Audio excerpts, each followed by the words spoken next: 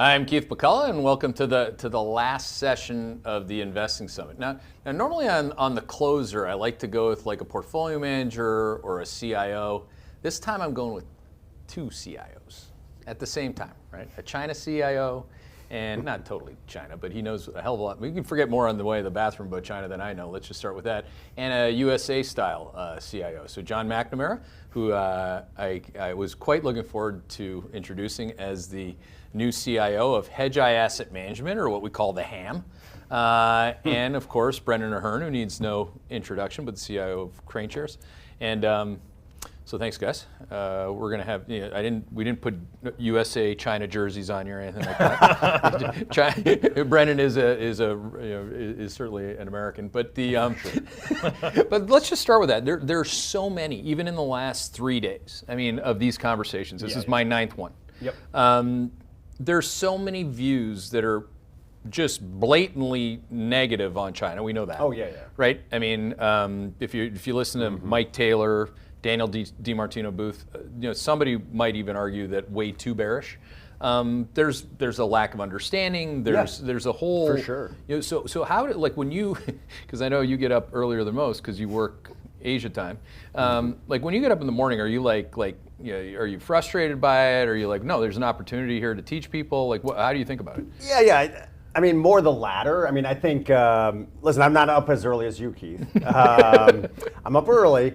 But like yourself, I do have a little bit of a process. Right. And that process allows me to shut out the hyperbole, the exaggeration, the clickbait, because I don't believe that. And that's why I write this China Last Night research blog every day, just to be like, listen, let's cut through the nonsense and focus about what's really happened there.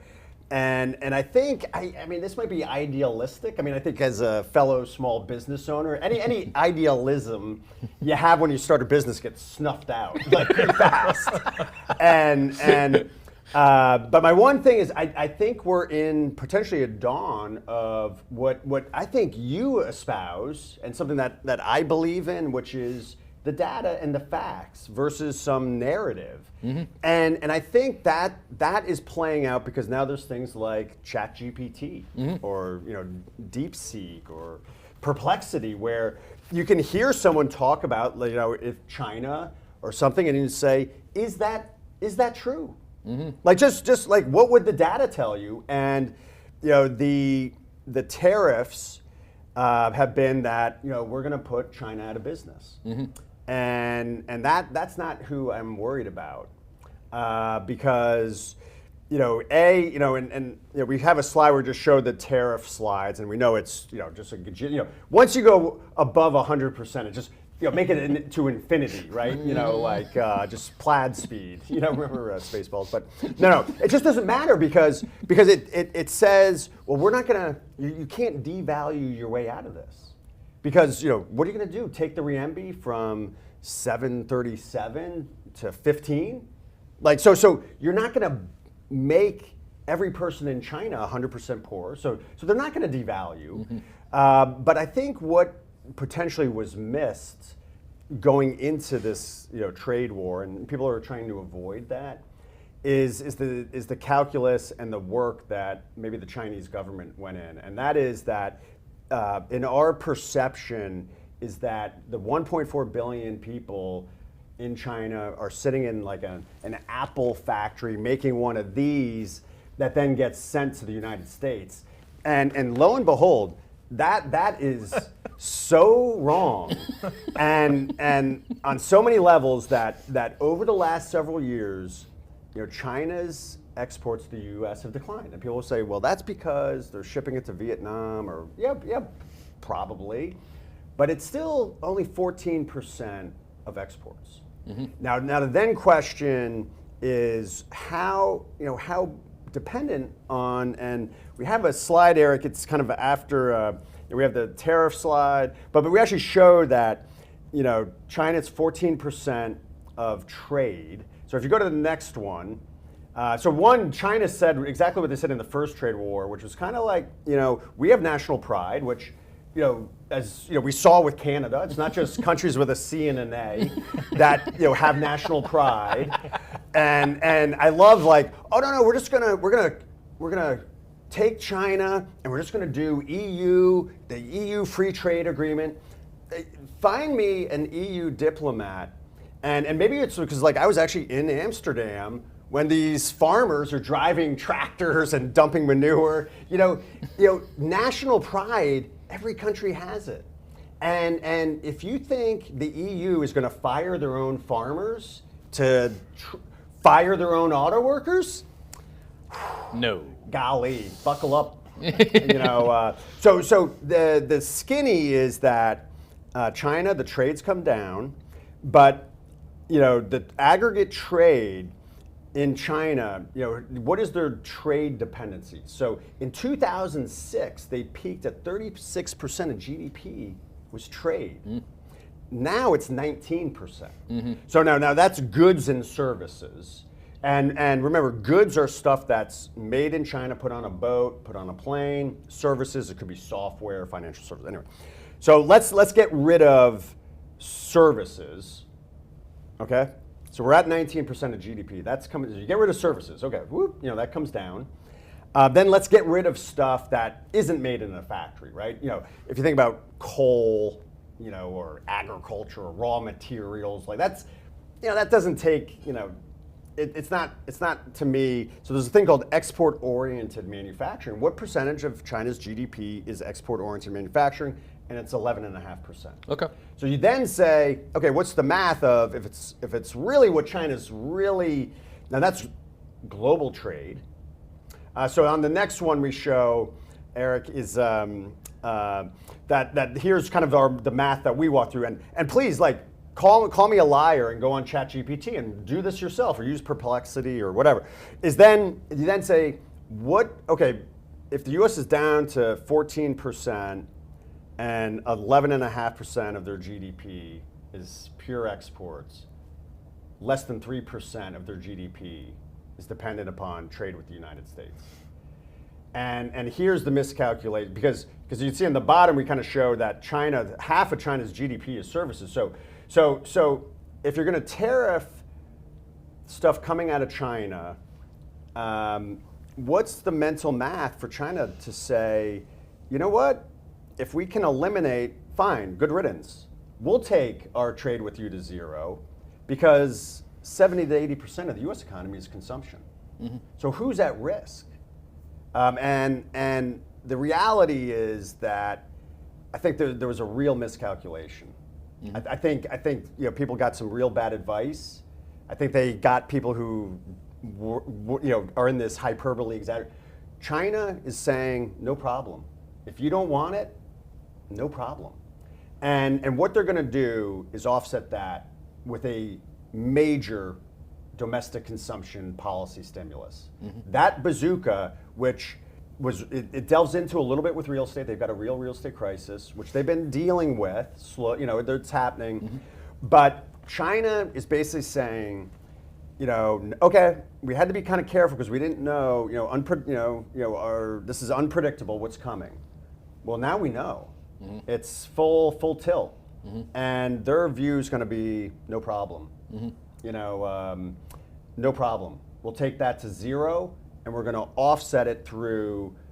I think time will tell. This is going to be one of the strongest stimulus measures. This is like a 2009 coming in China, and it's going to have nothing to do with anyone other than their manufacturers to offset what they're going to lose to the U.S. They're going to make it up in domestic consumption, and that could happen, at moment's notice.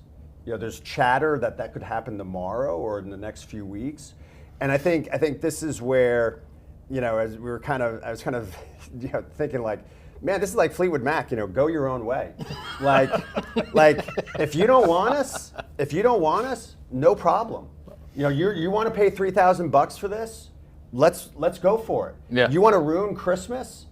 You want to pay hundreds of dollars for Christmas tree lights or some plastic piece of Mattel dump truck or something? That is what's coming.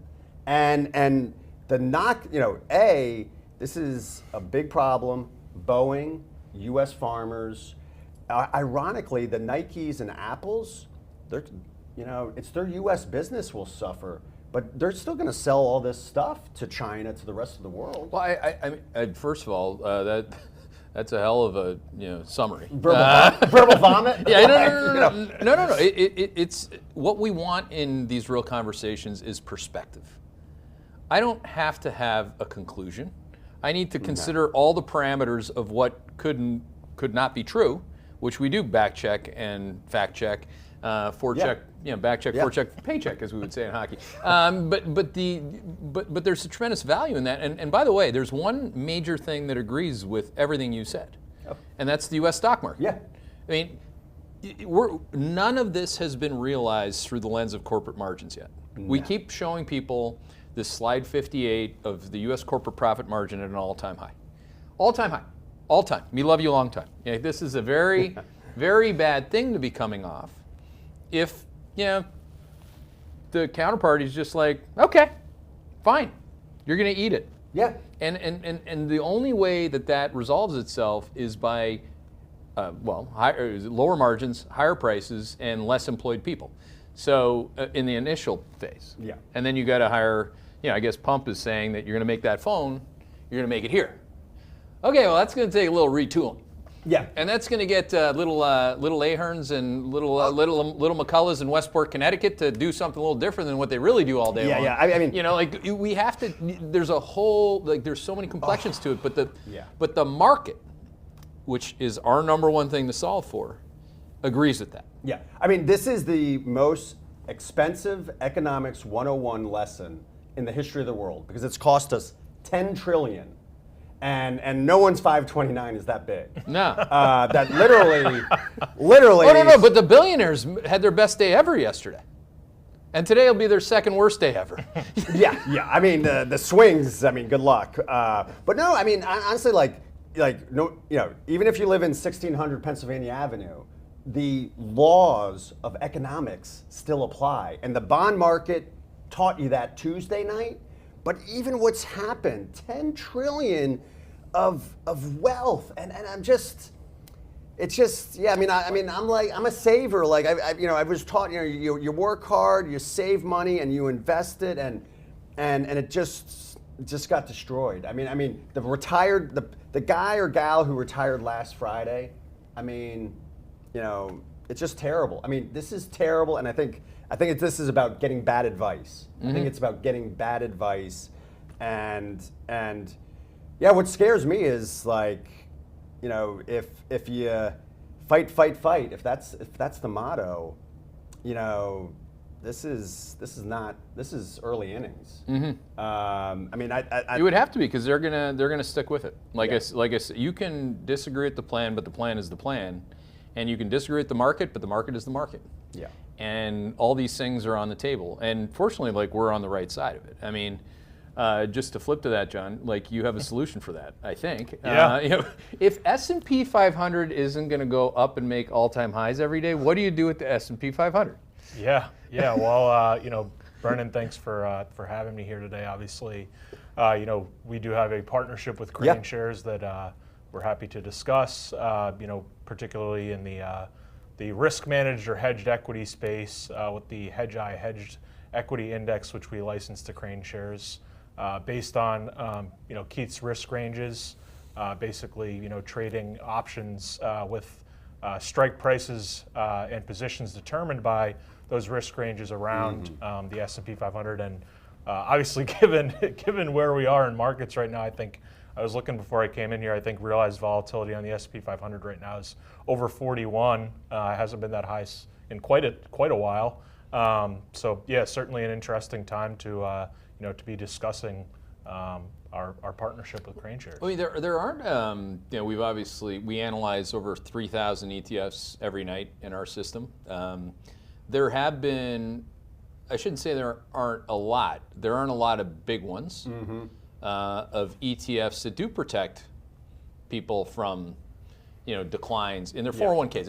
If you have some Dumbo 60/40 allocation or whatever, and you're either SPY or Russell, depending on how old you are, which is what makes it Dumbo, then you're in a tough spot. I mean, can you guys go through the history of it? I mean, JP Morgan's hedge product has been successful in terms of its size. Yeah.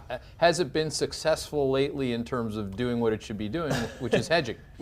Yeah. Look, I mean, I think the impetus of this product, and I think we have some of this data in the slides around, the flows into these types of funds. I believe, structured equity funds, as they're commonly referred to, surpassed $60 billion in AUM this year. And I know there was an article out recently from a large scale asset manager, basically, saying that they believe that this vertical of product could pass $650 billion by 2030. That's quite a ramp from Structured means they use derivatives. Right. So basically, think of the traditional buffer products, hedged equity, that type of vertical, and I think when we first started looking at this space as a potential area for, not to use a buzzword, but disruption, we looked at, what was available in the space and kind of came away unimpressed. And given the intellectual property that Hedgeye has in the form of the risk ranges and your rigorous process, around that, we thought that we could really, create something with our partnership with KraneShares, that really offered, as you like to say all the time, a better way. Yeah, I mean, if it's interesting because, as you know, I'll buy anything that ticks. I mean, I bought your ETFs. I'm not actually allowed to put Ham's ETF in Portfolio Solutions, but I'm allowed to buy it personally. If these buffer ETFs, for example, were of any value, the ones that currently were out there, I would own them at least once. Yeah. For a cup of coffee. Sometimes I have a cup of coffee with some of these ETFs and I get rid of them. Sometimes I stay with them. Yeah. I mean, I've gone with a lot of the, not to, you wouldn't care because you're friendly with most people, but I mean, Simplify, I've used a lot of their rate hedging type ETFs. PFIX has been a good product, for example, in certain environments. Yeah. But when I think about the alternative, okay, I think I'm pretty well aware of what the risk range is, right? I mean, what you do with the risk range. I mean, it's like when you're at the all-time highs in February on SPY, are you buying the all-time highs or are you hedging the all-time highs? Do you sell high or do you chase high? I mean, the very basic premise of buy low, sell high, or hedge on the opposite direction of the momentum of the market, to me shouldn't be a new thing. But isn't what you guys are working on the newest thing there is? Yeah, well, and look, I think that you like to say this all the time, is that the risk range helps you protect yourself from yourself. And I think that's really what we're trying to do here. I mean, basically the strategy's delta, so the exposure to the market, rises when it gets down to the low end of the risk range where you would want to be buying, and decreases when it gets up towards the top end of the risk range.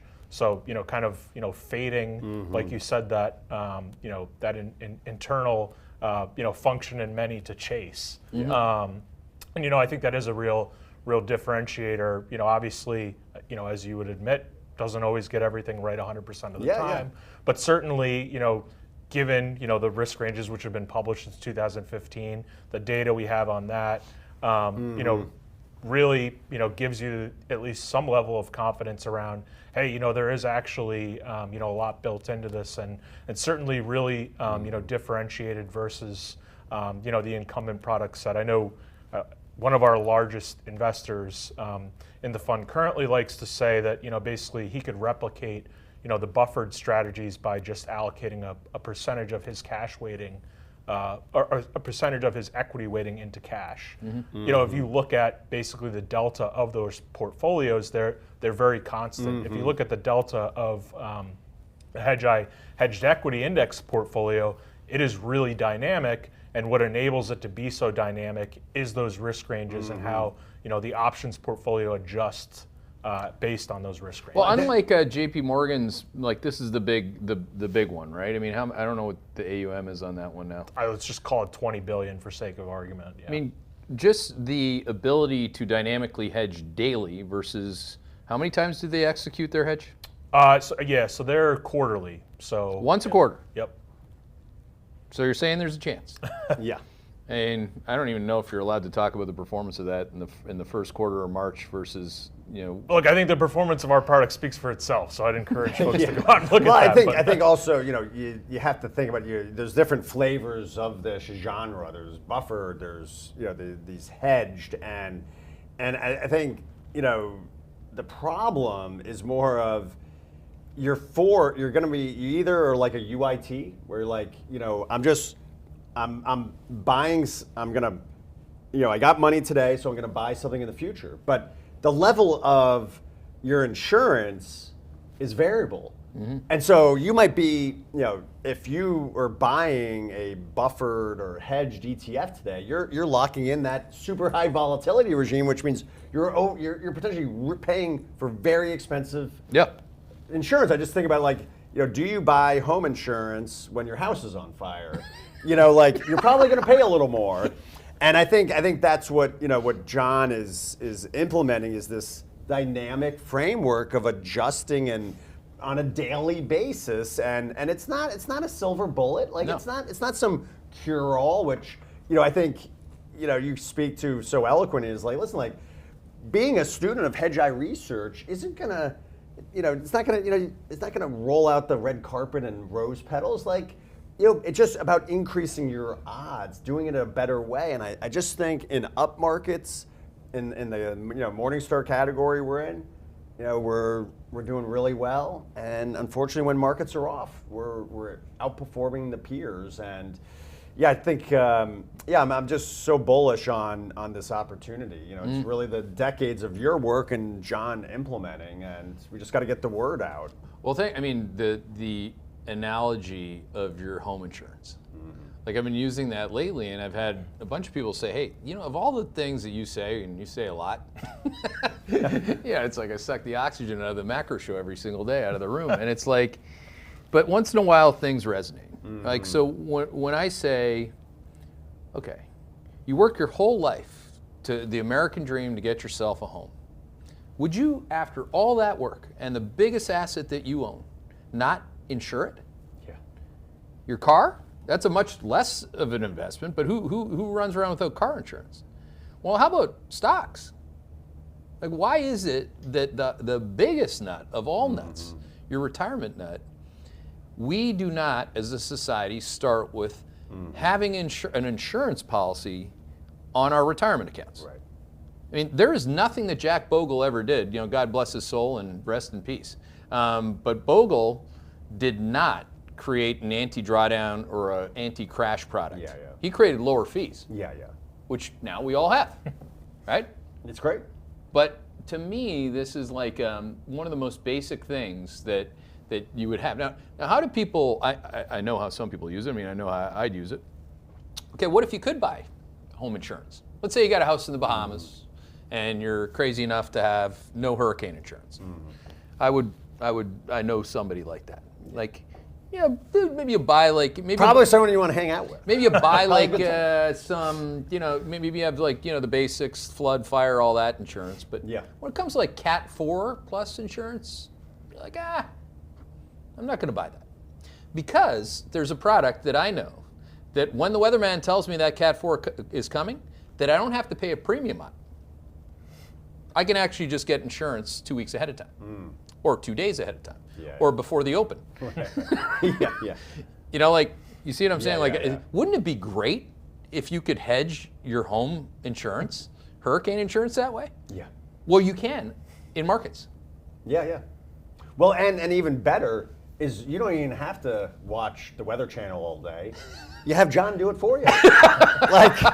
Go out and play golf and get out there and live your life and let John lose his eyesight staring at screens all day. And you just hit on one of the scariest things people have always thought, with even the concept of HAM or Hedgeye Asset Management, is that John or another portfolio manager doesn't actually execute on what Keith's doing, right? How have you gotten around that in terms of this product? Yeah, well, I mean, this product is fully systematic. basically there's 3 inputs on a daily basis: the price of the S&P 500 and the risk ranges, and that dictates what the strategy does. There's no meddling, so basically that's how the product works. And given the risk ranges are 3 weeks out in duration, we target 3 weeks out in duration options. And like you alluded to, the strategy can adjust as often as daily. If the risk range regime, as we refer to it, changes, if we go from within the risk range to above, within to below, below to above to below, that'll trigger an adjustment of the options portfolio. And then similarly, we don't hold options in the week that they expire, and that's based on work that I've done and also examples that have been in the market recently. Yeah. So you can't have a nice lunch with Brendan Ahern, who everybody should have. You can't have a nice lunch with him and come out of that meeting like, wow, this is what the Chinese are going to actually do. This is really bad for U.S. stocks and corporate profit margins. Maybe I should reset the risk range a little lower. That would not be something we would do. So, well, give people a sense. Like, how does it work? Like, how does that work? Like, mechanically? Yeah. So, on a daily basis, we obviously take in the risk range that's published by Hedgeye in the morning. That populates into our systems, and then we strike the price of the S&P 500 at 11 a.m. That then gets disseminated along with the risk ranges to an index calculation agent. They then produce, the options positions, which then get disseminated to the KraneShares trading desk, and everything gets traded and prices stricken at noon. So that's how it works on a daily basis. Okay, cool. And on the strategy of it, Brendan, I said this to you friendly with Meb Faber? Yeah, you know Meb? Yeah. He did a really good job yesterday. He's such a chill cat, right? I mean, Yeah. Well, listen, you got California cool. I mean, the guy, we all should live in Manhattan Beach, right? It's just that I went and visited him recently when we were out in California together, and man, yeah, what a life. Oh, he's Strand, just like, yeah. But what I said to him, because Cambria, his ETF, he's got a whole bunch of them. Yeah. I said, if I was selling your ETFs, I'd sell them like the way a portfolio manager would look at it. Like, he's got the tail risk ETF that I'd be long now, and I wouldn't be long his, whatever S&P replica or something that's beta. How I know I'm allowed to talk about SPY. Like, if I have a view that you're going into quad 2, would I want to own? Would I want to hedge more, or would I want to have a hedged product when Hedgeye really gets these quad 4s right? And I know that's coming. Yeah. And how do the discussions go with your clients? Because you have clients that they're in K-Web, they're different things, but this is a different thing for them. Yeah. I mean, I think with the Hedgeye Nation, it's you don't have to explain your macro thesis, quads, and risk ranges. We've gotten people who say, well, I'm not in quad 4. Like, why would I buy K-SPY? And I'm like, because K-SPY is the black swan insurance. It's the thing that you can't predict. That to me it's an evergreen strategy that allows you to go long and sleep at night. And I think particularly K-SPY, a lot of people are they've 16-year bull market, right? There's this Morgan Hedgeye will just buy it and walk away, and I'm like, what if you were born? What if you retired in Japan in 1989? Things didn't pan out. With this tariff, right on Bloomberg terminal, there's the thing, the average U.S. tariff rate. And wow, like, how did that average tariff rate, that rate of change, affect the U.S. stock market in the late 1920s? Right?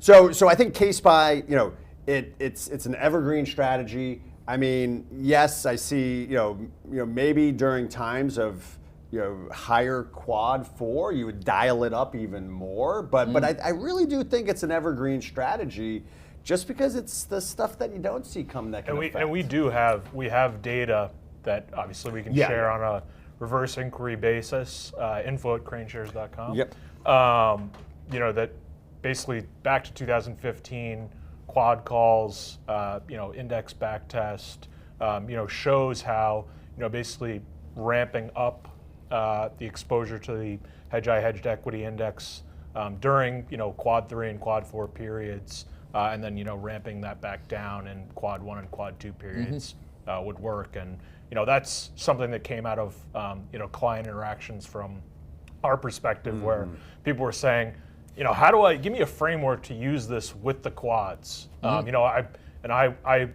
obviously like to say, the signal front runs the quads. The signal's built into the product, but taking it a step further, we do have that data that we can share. Yeah, when I think back of the Bahamian experience, if you will, with just running naked with no Cat 4 hurricane insurance, like you said, it's the black swan.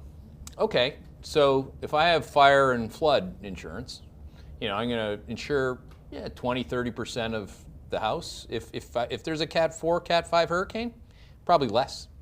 But what you really want to insure, it's the 80-20 rule. You want to insure against that event. Right. And if you have a way to measure and map when that event's coming, you can actually dial it up on time. Yeah. Right? That's the whole point. I would love that product. If you guys could create that in hurricane, people have tried hurricane insurance trading and stuff like this. I have a friend who's now, he's actually a Burger King franchisee, which is even worse. But he, I'm like, dude, why don't you just do something like that I don't know. But it's a very hard thing to hedge hurricane insurance, because people do what you said, they overpay after the hurricane. Yeah. Right? And then the premium's up there. Yeah. I think that's just this category, it's still early days, but projections, buffered hedge, I think ideal, in your head you're like, oh yeah, this is perfect.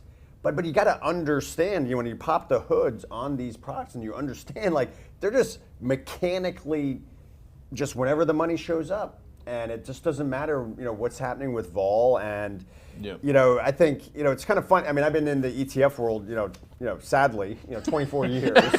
That's a long time. Yeah, cry for help. But I remember way back in the day when we started the first fixed income ETFs that actually matured, and the problem people had were when I bought. When I gave you the money that went into the ETF that bought the bonds, those bonds were at we paid 105. And that means it's going to 100. Yeah, man, that's how it works. And you're like, I'm guaranteed to lose money. And it was well, you'll make it up in yield. And I just think this is just, history doesn't rhyme, but it repeats. Here's the exact same scenario, right?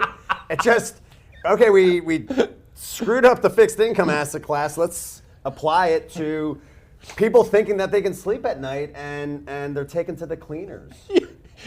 Yeah, man. Yeah, man. Well, that's the problem. I don't know if you know what the numbers are. I could tell you qualitatively, which I hate saying, so I'm going to stop with that.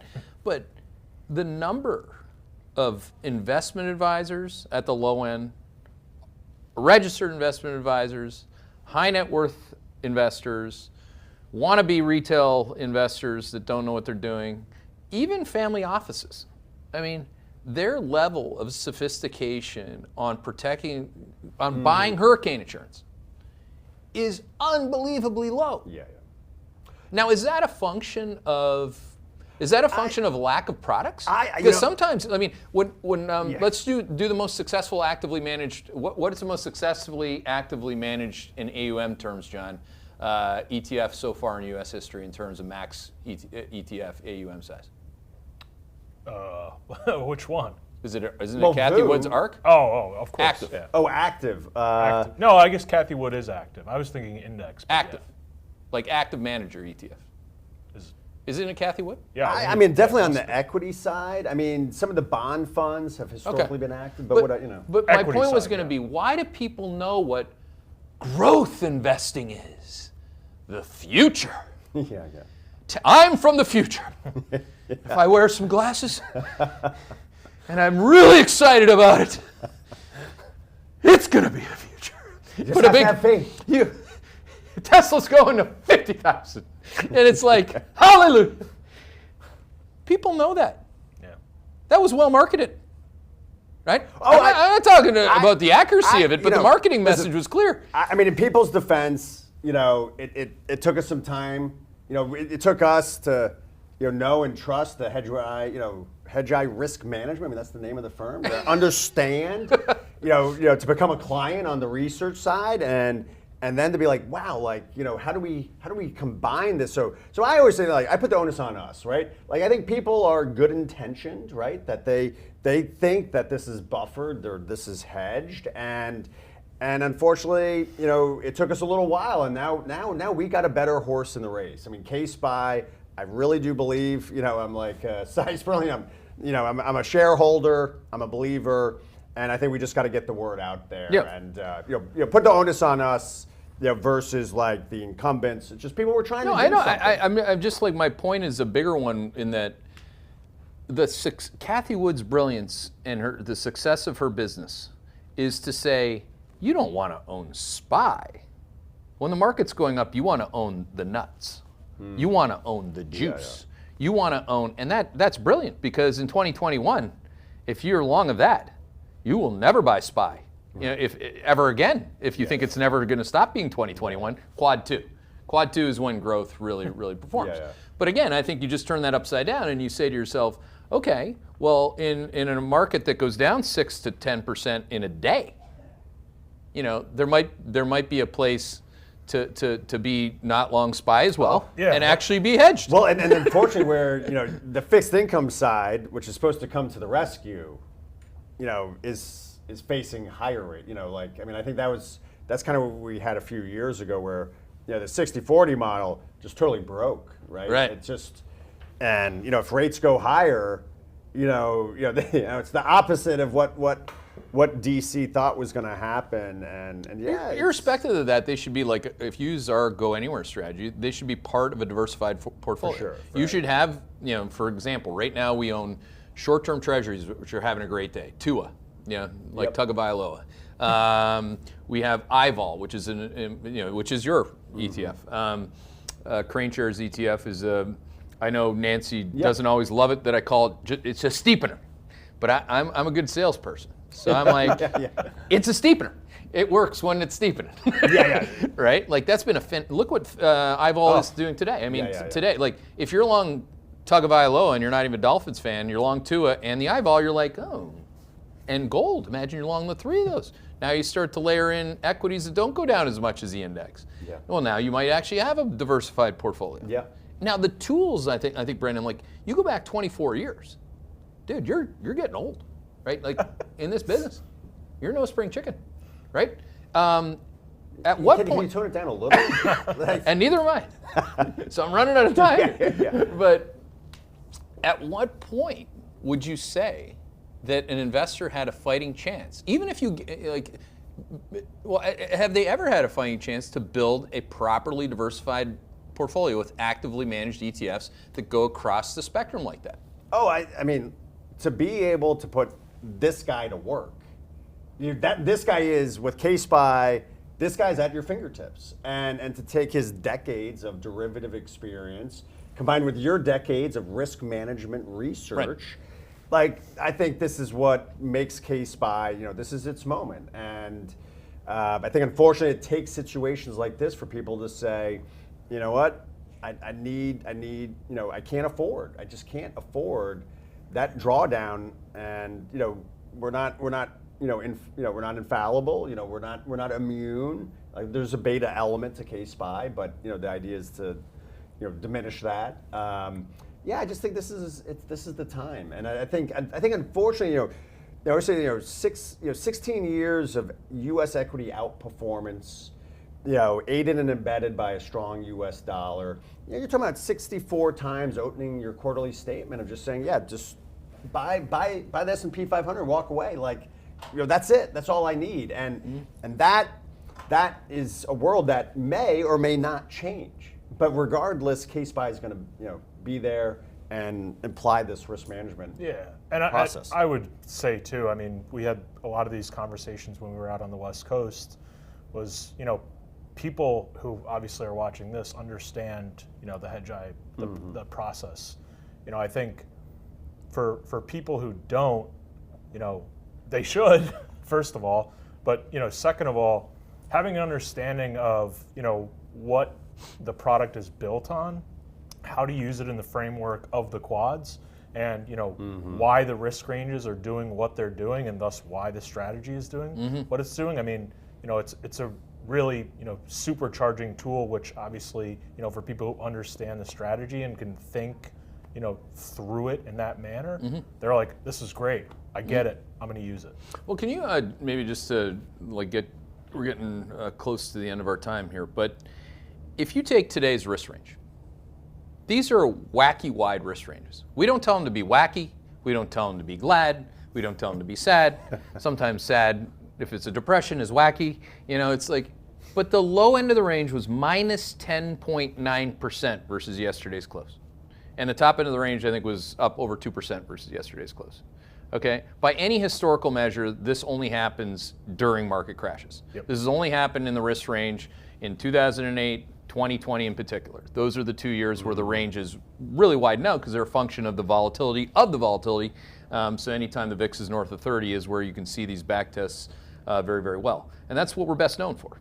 But when you look at it, like I don't think anybody in the Hedgeye Nation community yesterday should have been surprised that the S&P is up over 9%. The top end of the range was up 9% over the price. Just like today, it's minus 10.9 from that price.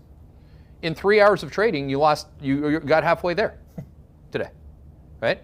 So can you comment on that and what you see every day? You've been you're no spring chicken at trading options either. So just full of compliments. No, but it's positive. It's positive. But can you just comment on the introduction of 0 days to expiration trading? Just this super short-termism that it has become the U.S. equity options market that perpetuates these ranges. It's funny. I know that. Some of the folks at the CBOE who I know and have spoken with over the years, they like to say that 0 days to expiration options have existed since the infancy of options because options always have to expire at some point. However, obviously we've seen a tremendous proliferation of different tickers with everyday options, which as you and I communicate throughout the day.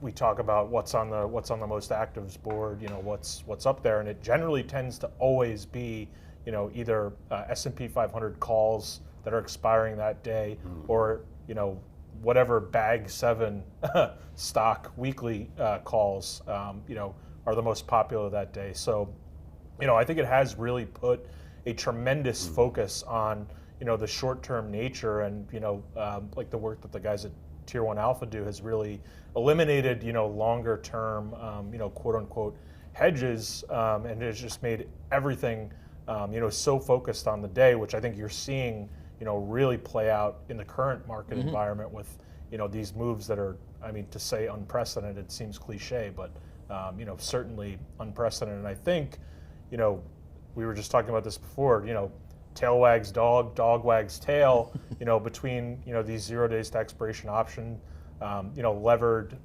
ETF, players who have to rebalance on a day-to-day basis. Yesterday, you could see the flow coming into the close on some of these levered funds who needed to, re-lever. Numbers being thrown around, 30 billion a buy going into the bell, huge numbers like that. And obviously that just, again, dog wagging tail, tail wagging dog. What is what? The flow is a real thing, and I think if you have a process to, contextualize it, measure it, map it, it's really arming yourself to, have a better way. Yeah, you don't have to. What I like to say is that you don't have to know everything about what's going on inside. You just need to have the right output. Right. Because that's the summary. That's the whole point. I'll struggle till I'm on the wrong side of the grass to understand how, on the one hand, Americans in particular can be infatuated with AI and all of its possibilities, and not understand that you can create a dynamic, stochastically driven, measuring and mapping in real time hedge. Where the math and the math embedded in the machine's action, everything fully loaded with how many people are trading wacky 0 days or not. How that's impacting SPY itself. It's all in the risk range. It's all in it, right? That's the answer, right? No, the answer, my friends, is not blowing in the wind, as I like to say. I don't know who sang that song. You're good on these things. I don't know. Putting on the spot. You start with Yeah. Fleetwood Mac. You know, we're going to probably have to wrap up. But Yeah. Blowing in the wind. Is that? yeah, I It's don't not know. Journey. Maybe Genron, he would know. But Yeah. but I think we are at the end. Dylan. Bob Dylan. Dylan. He did know. You know.